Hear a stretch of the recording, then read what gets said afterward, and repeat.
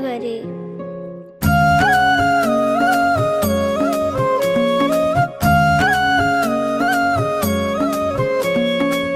देवा तुझ्याच साठी उघडून दार, वाट पाहून झाली फार.